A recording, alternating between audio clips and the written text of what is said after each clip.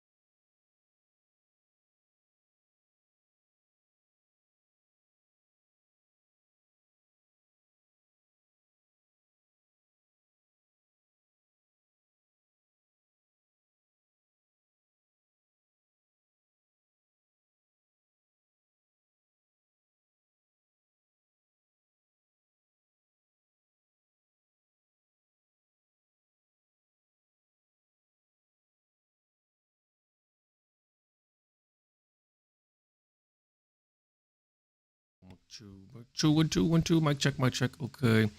So I reached out to an old high school buddy of mine about because I thought he was living in Bahrain when I heard Bahrain was bombed or attacked, and he was like, no, chill, dude, I'm in Cyprus. And then I read a headline, which I'll get to later, about the EU and UK being dragged into the war. They're now suddenly starting to call it the war. Even though it's several wars really combined and connected in one way or another. Because of attacks in Cyprus, there was an attack in Cyprus, so I'm going to reach out to him again today, see what's what. Anyway, before I get to that, I am based in Riga at the moment, Latvia, and I work with a lot of young people and young adults. So this caught my attention. Also, my daughter is 3 years old here now, and we're scoping out kindergartens, and so the education system and the life here for young people, it interests me not just from a professional point of view as a teacher, but it also in a personal way as a father, considering the future here. So let's see what this. I mean, let me just say, I've been around Riga enough, and this is somewhere downtown, Old Town nearby, and I don't know where they found this kid, but this is the most Latvian-looking lad I've seen ever. Where did they find this guy? Is that a costume, or does he wake up and get dressed like this? Is how he goes out every day? This is not what teenagers look like here. Ļoti daudz koki, parki, pirmā vieta Eiropā ar jugendstilu, kas padara to vienkārši brīnišķīgu un skaistu vietu, kur dzīvot. Riga, medieval, Art Nouveau, and modern. Latvia's capital is one. Yeah, that's true. That is one of the things I like about it. The medieval vibes, you know, I love the medieval vibes growing up in England. Art Nouveau, something new to me, like never really been exposed to. And modern, you know, a lot. Modern cities, modern aspects of London, New York, etc. One of the most eclectic cities in Europe. Eclectic. The Baltic country Indeed. was once heavily influenced by Swedish, Russian, and German cultures. But since winning back its independence nearly 35 years ago, Latvia's been proudly rediscovering its own language and folk traditions. Yes. What's it like to live here as a teenager? Hello, my name is Alistair. Alistair. I'm 17 years old and I'm a student in Riga. What are you In studying? fall and winter, Latvia sees some of the Alistair. shortest daylight hours in all of Europe. Students like Alistair's wake up for school before sunrise and return home long after the sun has set. Which is like 3 in the afternoon. No, I'm kidding. Welcome to my home. His family lives in a 2-room apartment in the center of Riga. Housing isn't much of a problem in Latvia. 8 in 10 people own their homes. Really? Tad šī ir mana istaba. Visikoniskākā lieta noteikti šajā istabā ir šī švīmašīna, ko es iegādājos antikvariātā Singers 1951. Man, my grandma has one of those. Dzīvoju kopā ar savu mammu. Where do they find this kid? Tad noteikti jā, ka plānoju šobrīd drīzumā kaut kad, kad sasniegšu pilngadību, pārvākties kaut kur citur, varbūt ar draugiem dzīvot vai kaut kā tā, bet šobrīd šis ir tas, kas ir. Moving out at this age would be too early for an average Latvian. Yeah. Usually they don't move out until they're 30. No, I'm kidding. young people here leave their parents' home around 26. But for Alistair's, this isn't just his home, it's his atelier.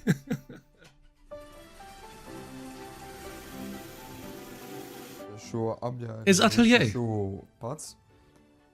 Principā dizains ir lielākoties manis dizainēts, pats esmu izdomājis. Piemēram, veste, šī ir skaitās kā tradicionālā veste, kādu valkātu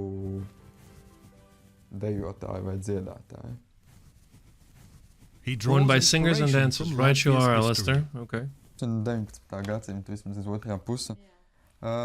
Te tā nekas baigi nebūs. Šeit var redzēt, šeit ir vīrietim, zābaki biks, arī tāda pat vesta kā man, un garisti svārki. Alistair says after he started posting his outfits online, many people showed interest in buying the clothes. He can't produce for others yet, but it helped him realise one thing. Es pieņemu, ka ar to varētu arī kaut kādā veidā pelnīt iztiku. Just like around 40% of Riga residents, Alistair relies on public transport to get to school. I will say this though, most of the teenagers and young people I've met have something that they're passionate about, like this young fellow, and a lot of them are quite money conscious in like, you know, oh, I can make a living out of this, oh, this can make me famous, or oh, this could get me opportunities to leave the country.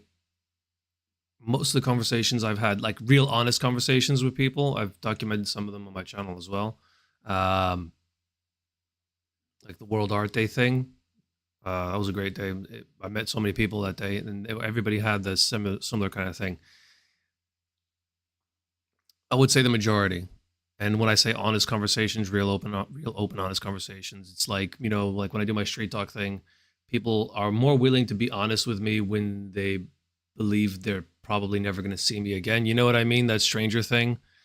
I think that's probably even more so true for Latvians, where, you know, everybody knows everybody. It's a small city, and, you know, if I say something, could this come back? I don't want my mom to find this out, that kind of thing. Still, more than 60% prefer to use their own car at least once a week. Parasti biļets maksā kaut kādi €50, man ir goda ģimenes karte, man sanāk lētāk par 15 centiem. Yeah. Alistair studies at a vocational art school. Compared to the rest of the EU, fewer students in Latvia choose.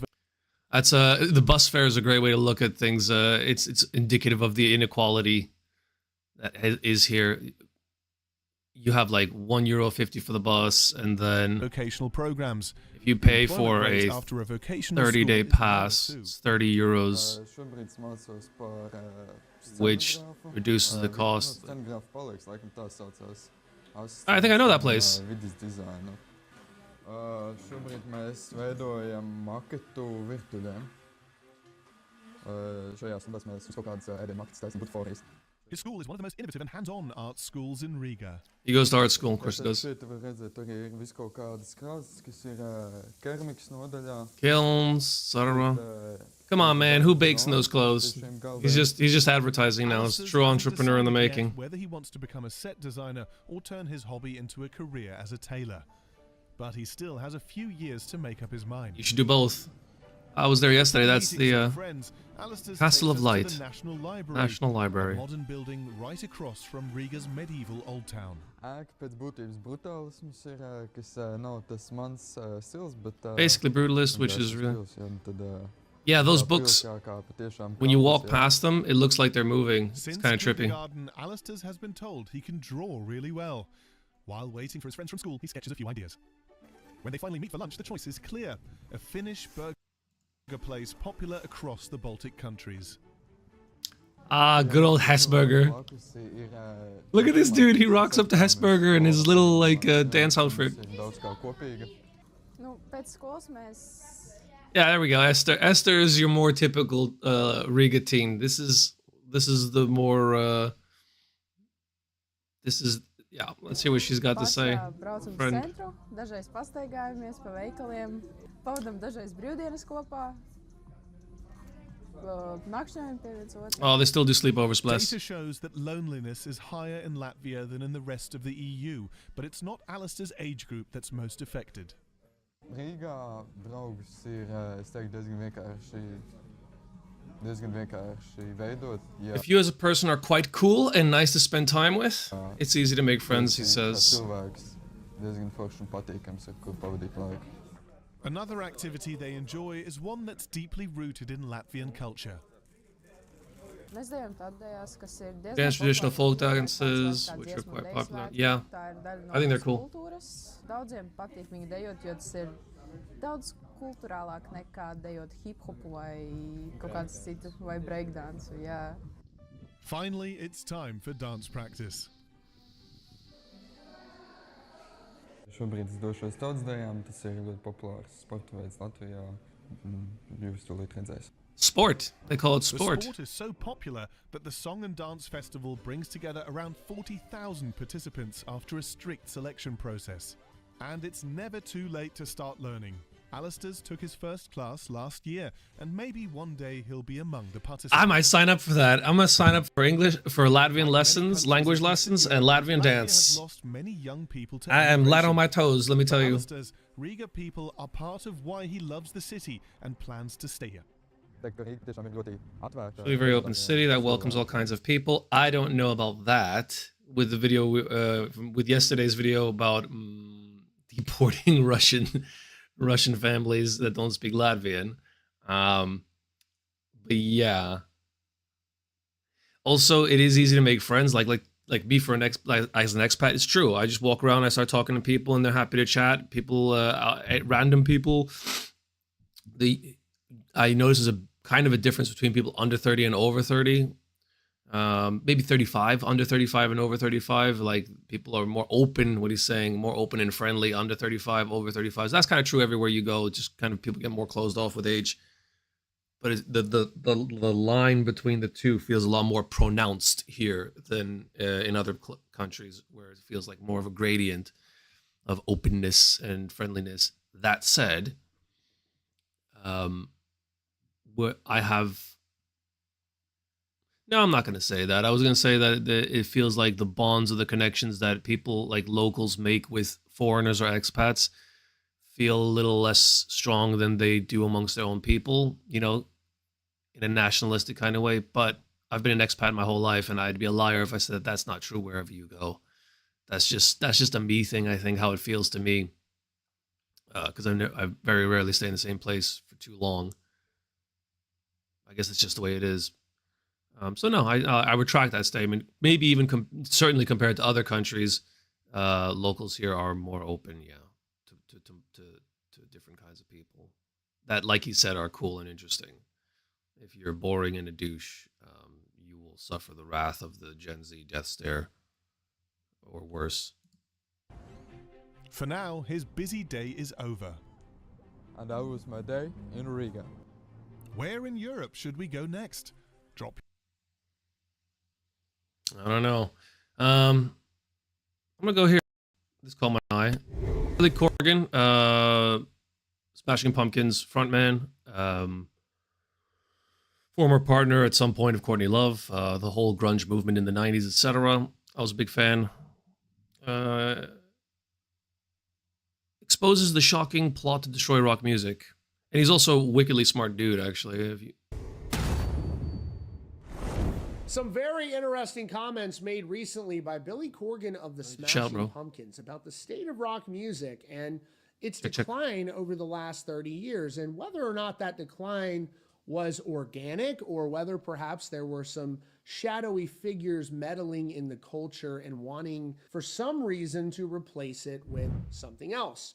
Now, I must say, this has a lot to do with why I actually started Rockfeed. Growing up, watching rock music seemingly everywhere, and then kind of out of nowhere, nobody in the mainstream talks about it anymore.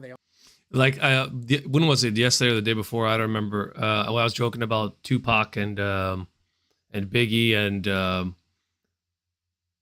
how hip hop owes a lot of its popularity to their deaths, because it was like, you know, not just their deaths, but the whole East Coast, West Coast rivalry in the 90s it really propelled it into the mainstream. And the deaths of these two guys, like, basically made that conflict evergreen marketing content, you'd call it, if it was a marketing campaign. I'm not saying it was, like, deliberately done here to kill off the rock thing that was resurging towards late 80s and early 90s. But it's just a fun conspiracy theory to play with. What has Billy got to say? They almost intentionally keep it off of mainstream broadcasts everywhere, despite the fact that to this day, for reasons that I do not understand, so many pop artists, despite having 40 million monthly listeners on Spotify, can barely sell clubs in the US. Really odd, but rock bands with a fraction of those monthly listeners to this day destroy them in ticket sales. Absolutely people true. With the backing of major labels, people with huge marketing budgets. In other words, rock bands, people want to see rock bands live. They want to go see the performance. Pop music, no one really cares or wants to, and that's probably because everybody knows that it's not going to be as good as the record is, because they don't use live instruments behind them, struggling to fill up clubs. But rock bands are doing arenas all over the place to this day. I don't really get it. It's pretty well, it's not to get, bro. It's so simple. It's so simple. You know you're going to get something different from the record that is probably going to be better than the record. Also, you know, it's this experience, a real life experience, that is guaranteed to be better. Then, you know, it's kind of like how vinyl is resurging amongst teenagers and young people again. They want to feel it. They want to know that the music is there. They own it. Can't say the same for gaming. Gaming is kind of moving in a different non-ownership direction, but music is definitely going towards what is more real. What can I own? What is an experience that is one of a kind?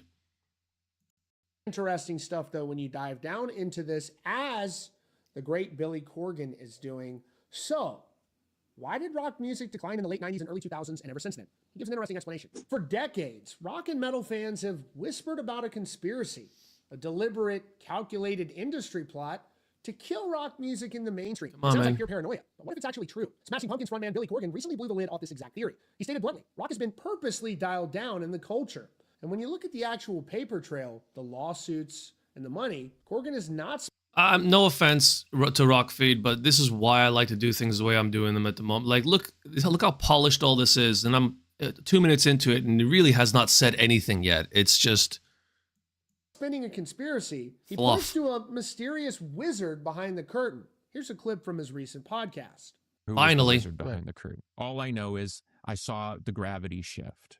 If you were at MTV, let me guess, at the 2 minute mark. Yep, bang on at the 2 minute mark.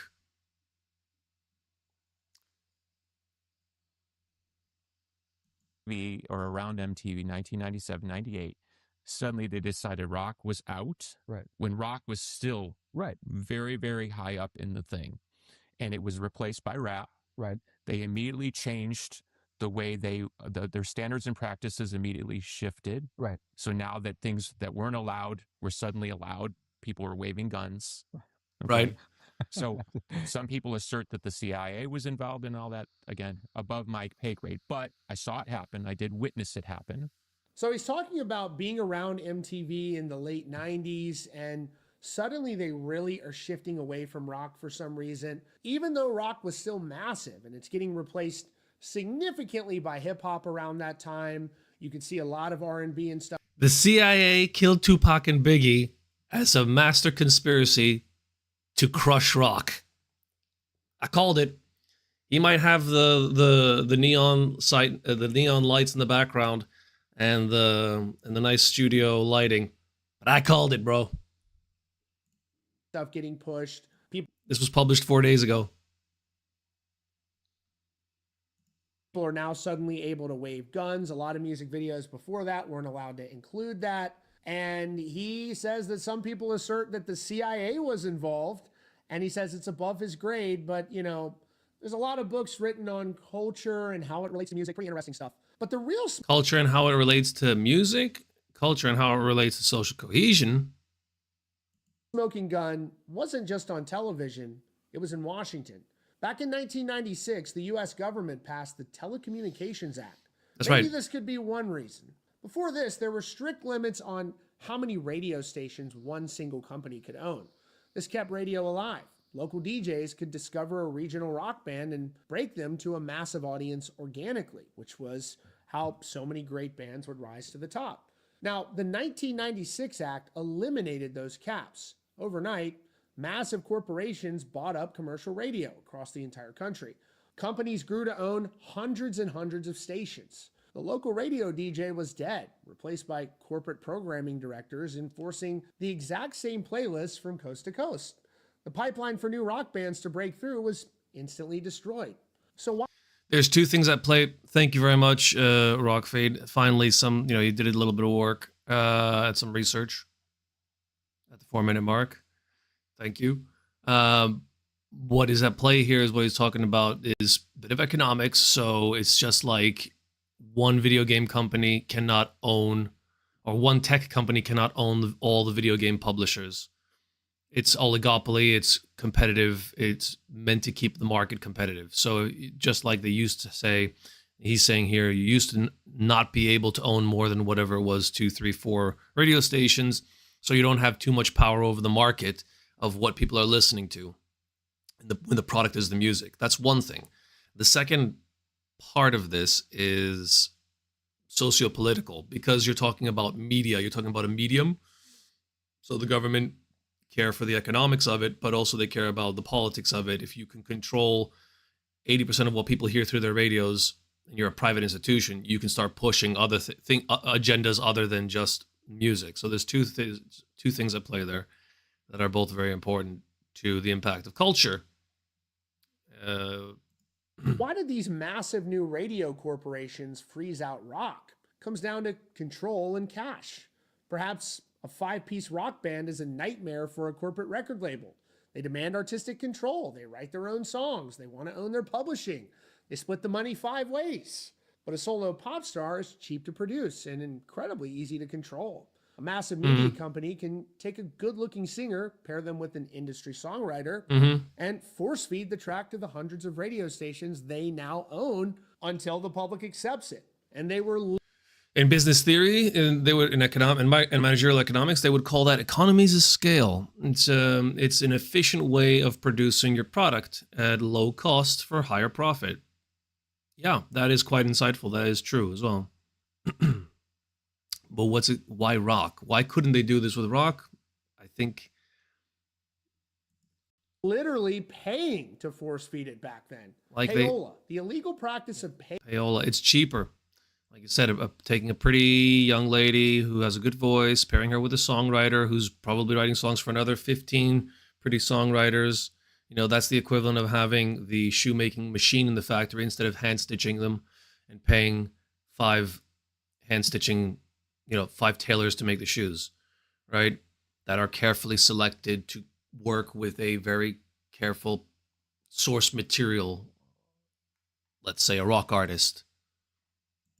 Paying radio stations to play specific songs never went away back then. It just put on a suit. In the early 2000s, massive investigations uncovered that major record labels were making multi-million-dollar backroom deals with radio chains to push certain pop artists while freezing others out. Millions of dollars in fines were handed, but the damage was already done. The labels invested their bribe money into pop and hip-hop, deliberately starving rock of mainstream oxygen. And the industry had the perfect excuse to justify the pivot. Woodstock 99. The disastrous festival was plagued by fires, riots, and violence. There's a documentary on Netflix. Watch it about Woodstock 99. If you haven't, it'll put this into context. The mainstream media weaponized the chaos, painting rock culture as dangerous and completely out of control. It's the devil's music. It gave corporate executives the perfect cover to say rock was a liability, allowing them to pivot entirely to safer, heavily manufactured bubblegum pop acts. But as Corgan correctly points out, the fans never actually left. Good clean music like Ariana Grande. Qualitative things and great artists came in, but there was this overt shift. I saw it happen. Right. Pop is completely dominant. Rock is probably the most dominant ticket-selling thing in the Western world, and yet there's almost no representation of rock in culture. Right. So why do we have that schism? I think they purposely dialed down the ability of rock stars to have a voice in the culture. Schism, great song by Tool, by the way. Amazing band, Tool. Live shows, good. Can get a bit samey. Because they're so carefully curated, but they are an art performance more than a rock show. Definitely see a Tool show if you get a chance to ever, at least once.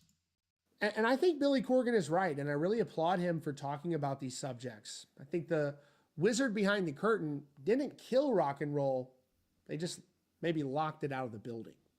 You can catch me live. Didn't kill rock and roll. I wouldn't say that they locked it out of the building either. I would just say it was just a simple business decision. It's just profit, especially when profiteering was making money in record labels was becoming harder and harder and harder because of streaming, downloading, etc. It happened started happening in the late 90s, early 90s when stream services like Spotify still hadn't really monetized all that very well. So there was a lot of bootlegging, a lot of illegal downloading going on. So they had to pinch the pennies. Speaking of business, on fully autonomous Anthropic CEO explains why he took on the Pentagon. Let's have a look at this one.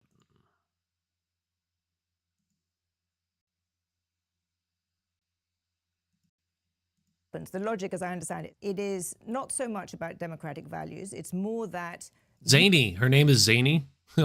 She's so zany, zany and kooky. Editor-in-chief of The Economist. Right, you are, boss. you think the technology is not ready for your models to be used fully autonomously.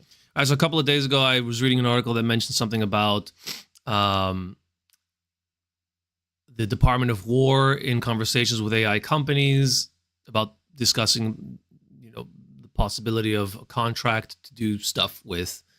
And now this is Anthropic CEO explains why he took on the Pentagon. Is that right? So you have a different view of the capabilities of the technology, perhaps, than the Department of War. Yeah, I think there's actually two things. One is this issue that you just mentioned, which is you can think of this as like a supplier of aircraft who says this aircraft is not safe to fly above a certain altitude or to turn at a certain speed. We didn't make these systems to be safe if you use them in that particular way, right? They're not suitable for this use case. Like, we haven't made them or manufactured them to work well to be safe for this use case. And in that, was there anything specific? I mean, your model was used in Venezuela. It's being used in Iran.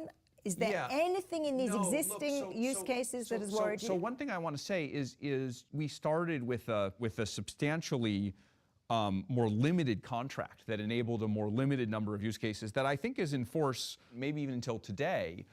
This was all about negotiating a new contract. So Trump's administration has banned federal agencies from using AI lab Anthropic's tools after the company insisted that Claude, its main model,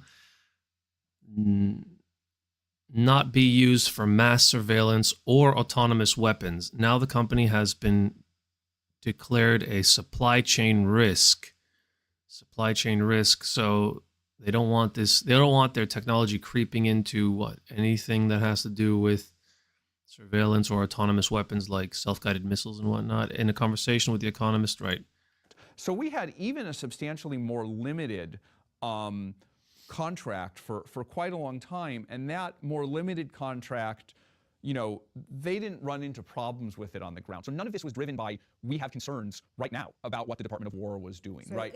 Iran is fine, and Venezuela was fine. Again, I'm not expressing an opinion either way on military policy or government policy. I'm just saying if you use of your models. Yeah, use of our models. If you provide a service, you don't get to decide where that service is used. There's this operational side of military decisions. Of course, we don't have any say about that. What we do have say over is this question of like very broad use cases, right? It's not about any administration. It's not about any policy. It's like, how should this technology be used in general? I actually think there's a lot of value here, and I think it's dangerous for kids to be using it to do their homework, let alone put into missiles and surveillance systems. What are we talking about here?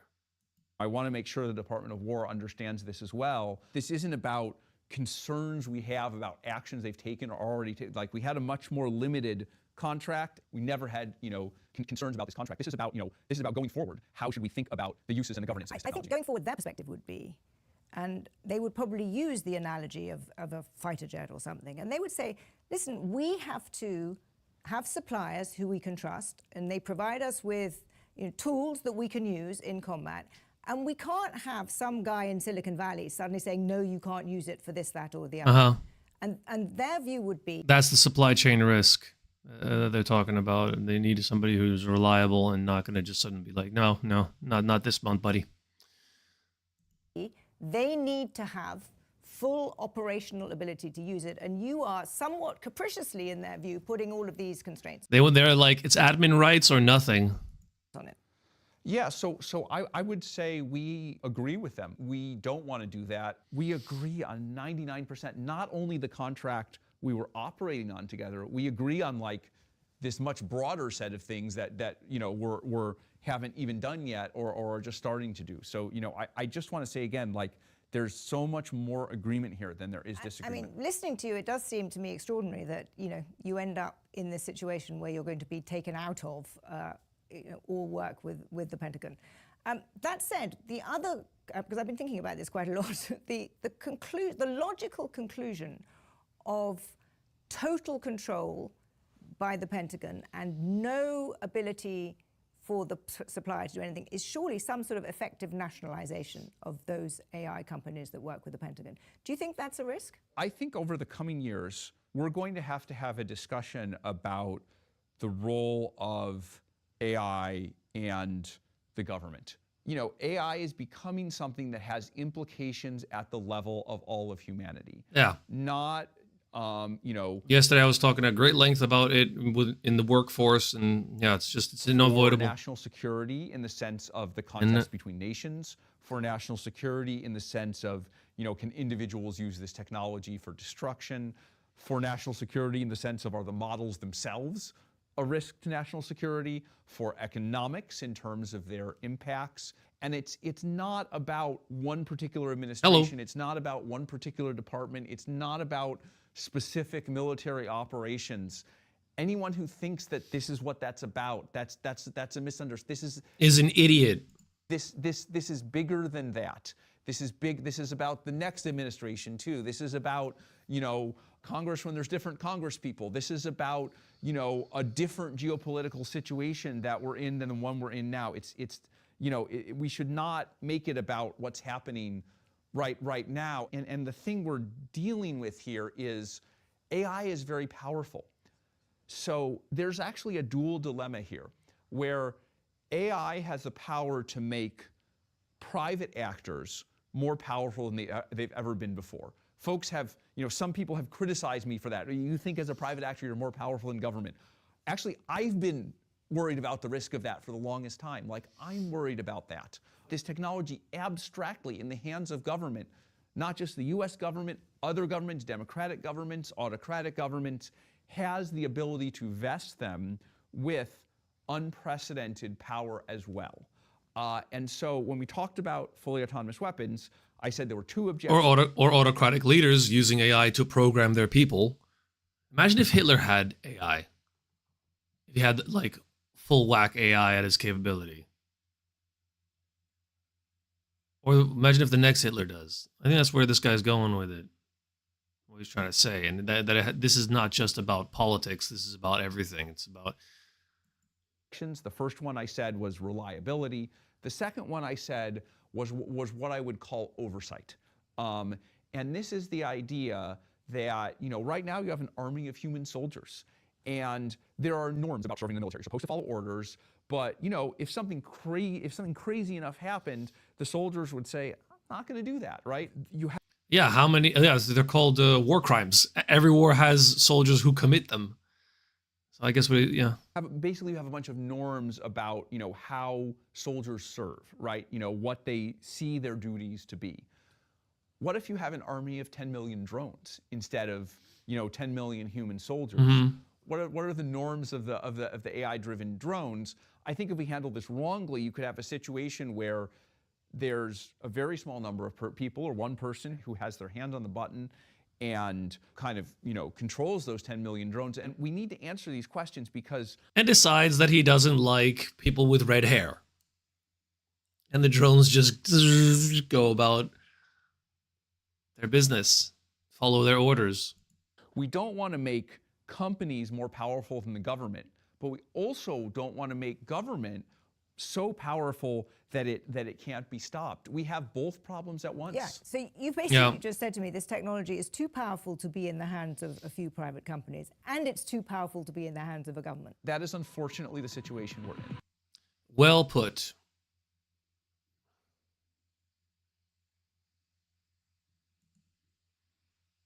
So, on the topic of war, what's happening here right now Iran. is having an impact in the Middle East and beyond. To understand why so many countries are affected by the US-Israel war with Iran, we need to look at some maps. The first thing you need to know about Iran is that it's enormous. It's bigger than France, Germany, and Spain. Wow, it really is. And 90 million people live there. Because it's so big, it links together huge parts. Look at the size of that territory. Look, that's India. That's China. That's all of Europe. Of Asia and the Middle East. Iran has always been seen as a kind of gateway to the east, and from the east as a gateway to the west. In the south is the Persian Gulf, one of the most important waterways for oil supplies, as well as agricultural trade and general supplies. Iran and 7 other countries border the Gulf, and their relationships have often been strained. Iran doesn't really have many friends in the neighborhood.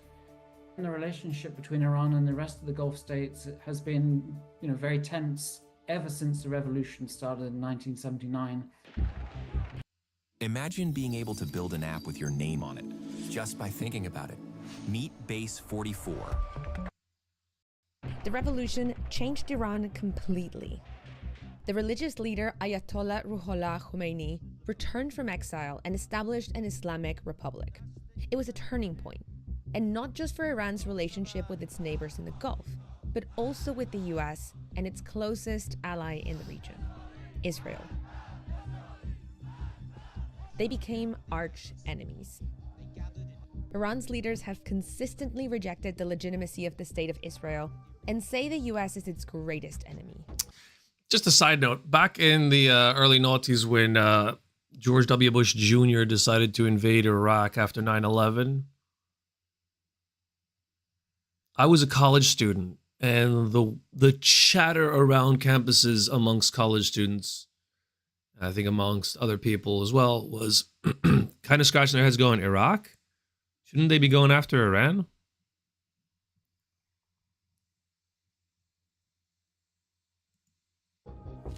Israel and the US oppose Iran's nuclear program because they say Iran has been trying to make a nuclear bomb. The Iranian government has repeatedly said its nuclear program is entirely peaceful and denies that it is seeking to develop nuclear weapons. So let's look at that map again. The US has a military presence in all these countries across the Middle East. And here's Israel. It's only about 1,000 kilometers from Iran at its closest point. They're all within striking distance of Iran's missiles. Iran has quite an impressive missile stockpile. They have quite a range of missiles. Well, they do now. They're able to travel various distances from a few hundred kilometers to a few thousand kilometers. It also has quite an impressive drone technology they have utilized in the recent conflict. Iran's defense strategy isn't just missiles and drones. Since the revolution, Iran has been seeking to export its ideology.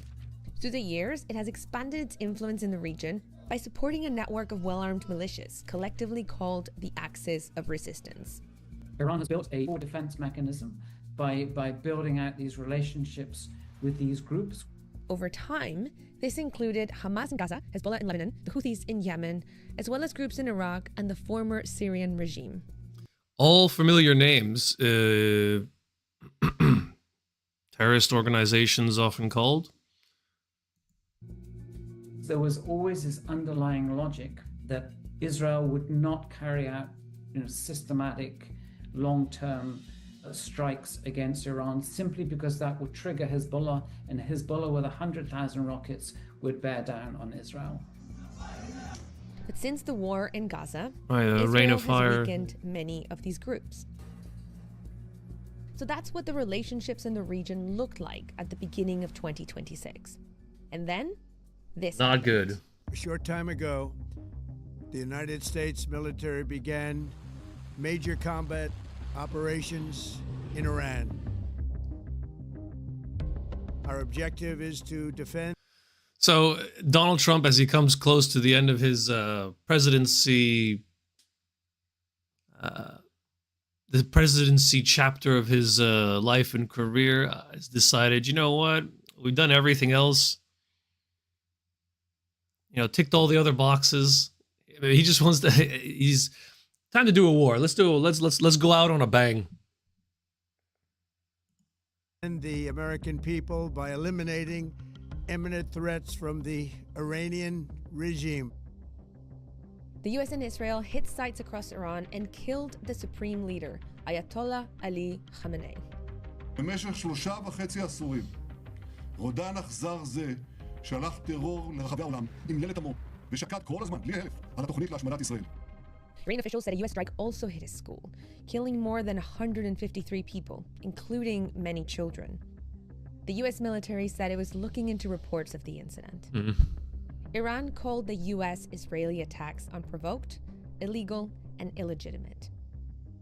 The Secretary General of the UN condemned the military escalation. We are witnessing a grave threat to international peace and security. Iran has retaliated by striking Israel, and also other countries in the Middle East where the US has a presence. And it's not just hitting military That was Bahrain. targets. Luxury hotels, shopping malls, airports, oil installations, and apartment buildings have also been damaged. They want to hit the key infrastructure in the Gulf Arab states. They want to hurt the UAE. potential tourist industry that those states are developing and hurt confidence of investors that are being attracted into the region. From a strategic point of view, Iran was probably trying to use this as a way to pressure the. Well, of course, this is a textbook. These strikes are a textbook definition of an external shock to a macroeconomy. They're Gulf countries to then pressure the US. will damage aggregate demand and aggregate supply. Iran has carried out Massively. limited retaliatory strikes on US bases in Gulf countries. And depending on which one it impacts more, you will guaranteed to see a shrinking in the GDP, and that will be coupled with either a rise or a fall in prices, depending on what gets affected more. In the past, but nothing on this scale has been. We're gonna get to oil next, and that is what is gonna nudge things towards the higher price, lower output scenario. Seen before. And fighting has spread beyond the Gulf countries. For example, Israel's military and Hezbollah, the militia that Iran has been supporting for decades, are fighting in Lebanon. And far outside the conflict zone in the Indian Ocean, a US submarine torpedoed an Iranian warship, killing at least 80 people. And there's another way Iran has responded to the strikes in this bit of water. This is the Strait of Hormuz. It's what is called a choke point. It's a narrow strategic route for global trade that is used 24/7. This bit Shout out Spartans, Battle of Thermopylae. here is just 39 kilometers wide. Hi, my name is Dolor. I would like to invite you to the Monster Scale Summit, the free virtual conference about the most scalable databases on Earth. The Cool. conference attracts 20. Good luck. This shipping route is how we get 20% of the world's oil and gas, as well as 30% of urea that helps us make fertilizer to grow food. Iran is using its military to Urea, that's like pee-pee. disrupt traffic through the strait, which is something they've done before. It's a very important trump card. Shipping companies are no longer going to the Strait of Hormuz because they're worried their tankers or their ships might get stuck. Gulf countries use this strait to import some food and products from other parts of Asia. So closing it comes at a price for Iran too. Literally at a price. All right, there we go. So if they close it off, the oil won't be able to get out, and the Doritos won't be able to get in, or the rice. This is something the Iranian regime has decided. We're just going to have to bear the economic cost of this, bear the burden of this. but we're just going to make everybody hurt as a consequence of this. And we can see the impact of that already. The price of oil has gone up, and you can see from this time lapse how the strait was incredibly busy before, and now it's wow, that paints a picture, tells a story. There's another choke point that could disrupt global trade. It's not in Iran's control, but it's close to one of its remaining allies, the Houthis, the militia group based in Yemen. Ships crossed the narrow Bab el-Mandeb Strait to go through the Suez Canal and up into the Mediterranean Sea. The Houthis have attacked ships in this region before. And the alternative route, going around the Cape of Good Hope, is longer and a lot more expensive. That's the way things used to be done before all of these canals and ports and whatnot were cut. The Middle East and this region, really, it's a key point in the global supply chain. It just depends how long this conflict is going to go on for. You could well see an impact in terms of food security, in terms of inflation. So what began with strikes in Iran, inflation, average price rise, effect through the region and beyond. Yep. We're going to see Iran becoming more and more isolated in a region where it didn't have that many friends to begin with.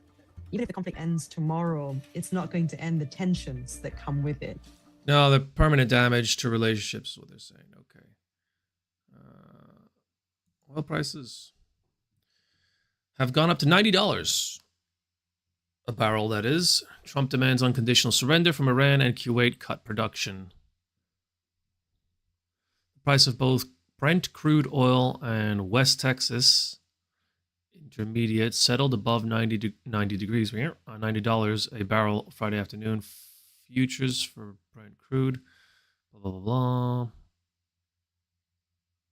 The escalating conflict in Iran is fueling a meteoric rally that shows no signs of slowing down. The last time Brent, the global benchmark, settled this high was September 2023. All right, let's have a look at this.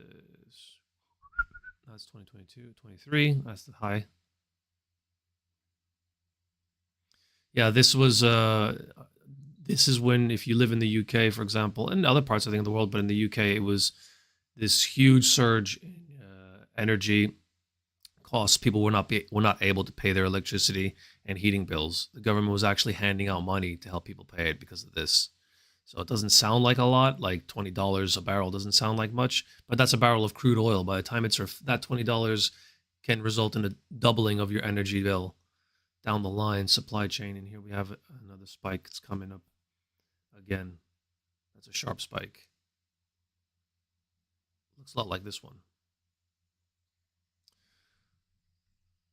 The moves came after Kuwait was forced to reduce production at some of its oil facilities. Right. So when you reduce something, it becomes more scarce. When it becomes more scarce, it becomes more expensive. Supply and demand, basics.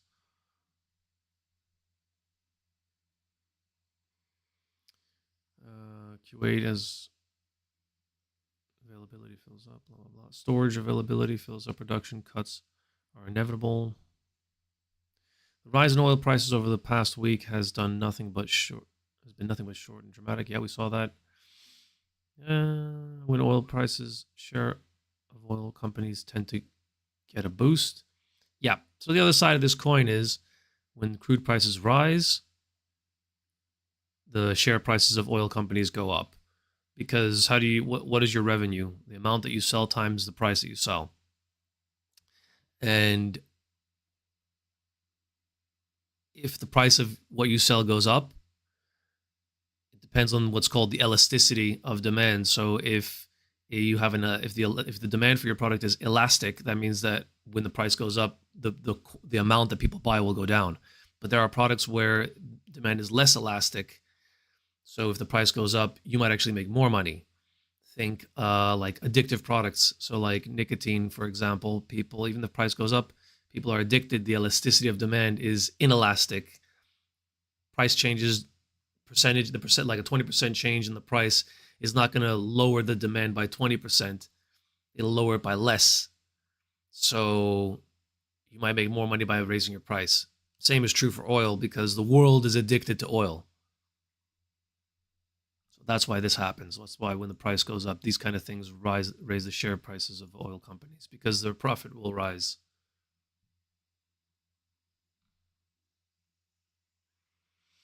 Okay. Europe, very likely. France says it's very likely to get dragged into conflict after the UK base in Cyprus is hit 4 days ago. Why am I hearing about it just this morning? ready to defend Gulf countries and Jordan against Iran if necessary. The Foreign Minister Jean-Noël Barrot with these words this Monday. The French naval base in Abu Dhabi has been struck as part of Iran's retaliation attacks on allies of the United States and Israel. Barrot listing Saudi Arabia, the UAE, that's the United Arab Emirates, Qatar, Iraq, Bahrain, Kuwait, Oman and Jordan as countries dragged into the conflict by Iran's Revolutionary Guard. He said France is committed to help defend them. Well, let's hear the British Prime Minister, Keir Starmer. We'll be going to Keir Starmer in a second. Let's bring in... How about those electricity bills, Keir? Reaction to that particular European aspect of this story. Dave Keating, who is our Brussels correspondent. Dave, great to have you with us. We are in a fast-moving situation. We're just learning about Israel and its army striking the Iranian military intelligence officers in Tehran. The thing to find out, I think, from yourself is the situation regarding France, its commitment to try to help defend a whole list of nations that Jean-Noël Barrot has spoken about that could be dragged into this whole conflict by Iran's Revolutionary Guard and its retaliation tactics to the strikes by the US and Israel. They also issued the other issue as well to look at, I think, is the situation regarding the nuclear deterrent, a new combination between France, Germany, the UK, outside the EU, but very much part of the equation. Where is that going? David, over to you. Start with what you have first. David? Yeah, as the day has gone on, it's become increasingly clear that Europe is very likely to get dragged into this conflict. And it all started at midnight overnight when we have this drone attack on the island of Cyprus by Iran. So Iran is now attacking an EU member state. This took place at the British Air Force Base there in Cyprus. There are two sovereign territories of the UK, exclaves of the UK, which host military bases there, and one was attacked at midnight last night by Iran. Now, Iranian drones. Very alarming for Cyprus, which is within missile range of Iran, as are three other EU countries, Greece, Bulgaria, and Romania. And Cyprus right now holds the rotating presidency of the EU Council. It's supposed to be hosting meetings and summits of prime ministers and ministers over the next 4 months. And in fact, today, a summit of EU foreign ministers was supposed to take place there in Cyprus. They had to cancel that this morning. It actually left some of the ministers stranded there because they had already arrived. But there's real concern about Cyprus now being in the crosshairs. A general in the Iranian government told Iranian media that it views Cyprus as a fair attack territory, specifically the British bases in Cyprus, because it believes that American military assets that are being used to attack Iran are there on those British bases in Cyprus. Now, Keir Starmer, speaking to the British Parliament just a little while ago, denied that accusation, said that yes, while he has just given the okay for the Diego Garcia UK military base to be used by the Americans to attack Iran in specific circumstances, he said they are not allowing the Americans to use those bases in Cyprus, and therefore he believes that they are not fair targets. But what's become clear is that Iran does not see a distinction between the Gulf countries and the European countries who are not actively bombing them. It just sees American allies who, in many cases, are at least using the American bases there in those territories to transfer aircraft to staging posts to attack Iran. So what's right? So it's the rhetoric of if you're not with Iran, you're against Iran, and if you're a military ally of the U.S. who's waging war on them, you're fair game. Is what Iran's saying. What Keir Starmer's saying about getting into the nitty-gritty details of why we allowed them to launch attacks from here or there and blah, blah, blah. I don't think Iran's going to care. This is just political posturing. Become clear to Europe today is that they are going to be a target, that Iran doesn't really care if they say they're not involved in this, they're not directly attacking Iran. From Iran's perspective, they are American allies, they are helping America in this effort, at least implicitly, and therefore they're fair game. That has a lot of people here really spooked. Quick word on the nuclear announcement today. That was a long-planned announcement. It was unclear whether France would go ahead, President Macron would go ahead with that announcement because of everything going on, but this would basically expand France's nuclear umbrella deterrent out to other European countries. The idea is to reduce reliance on the United States so that Europe is not only reliant on the American nuclear umbrella. Dave, I've been granted more time, so please indulge me with this one.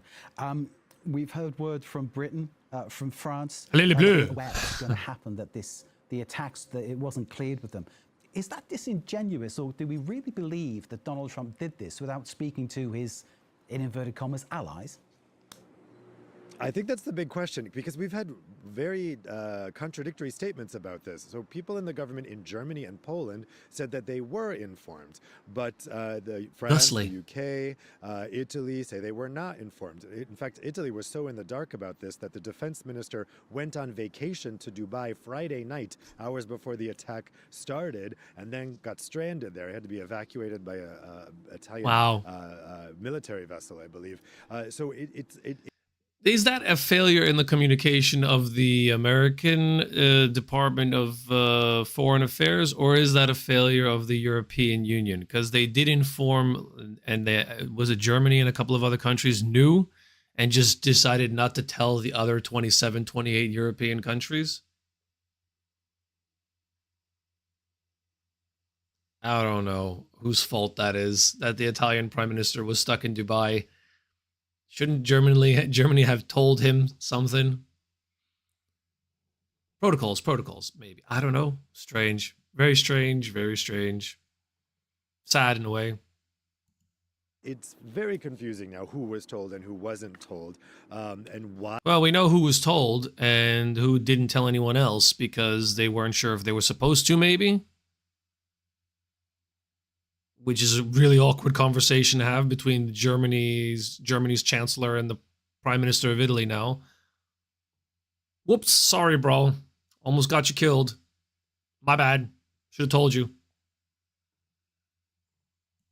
Why certain countries were told, they say, and other countries weren't told. But I think that the big picture here is Iran, and I think much of the rest of the world. You know what I mean? Like if the state of Alabama was told about something, about a flood coming, possible flood coming by I don't know, Brazil, by the Prime Minister of Brazil, do you think they would turn around and tell the mayor of the governor of Florida about it?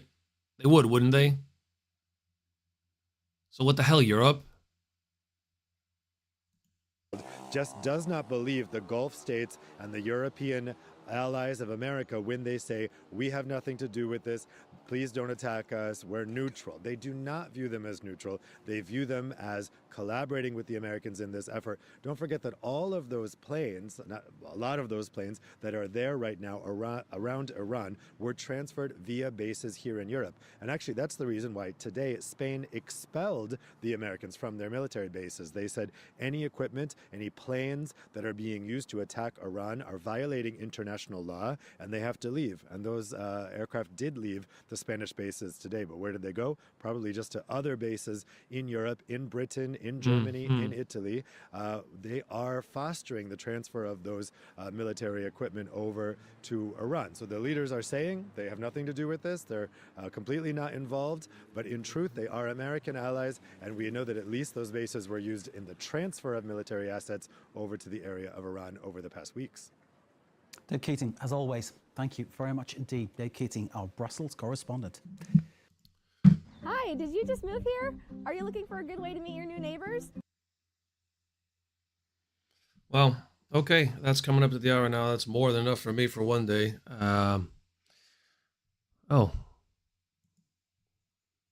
Maybe get some midnight. Maybe get some more of the Warcraft midnight. A little bit of escapism, just to reset after all that. Azeroth. Okay, well,